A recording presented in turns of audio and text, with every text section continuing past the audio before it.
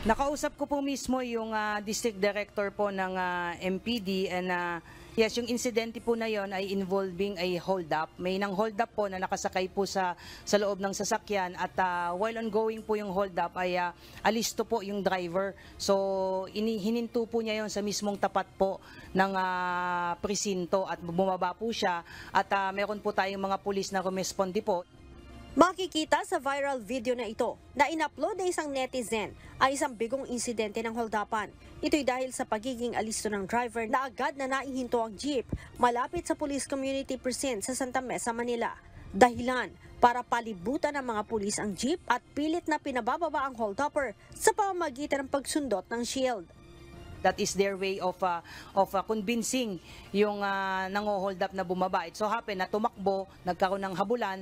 Yung isang pulis natin doon na incidentally ay napadaan, siya po yung rumisponde dahil nakikita po niya na may commotion at hinahabol po ng kapwa niya pulis yung hold upper.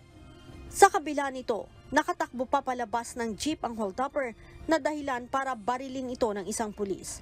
Ang eksena, hindi nagustuhan ng PNP. Malinaw daw na lumabag ang mga pulis sa Police Operational Procedure.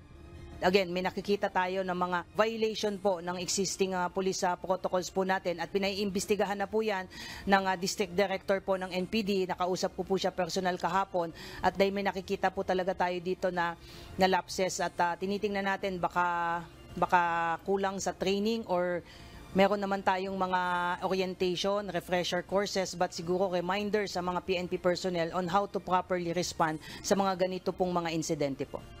Kaya naman, sinabi ni Colonel Fajardo na inalis na sa pwesto ang 6 na pulis na sangkot sa pagresponde at hindi rin ligtas ang commander ng mga ito. Pati po yung kanilang precinct commander ay pinapag-explain din po kung bakit naging ganun po yung response po ng kanilang mga PNP personnel.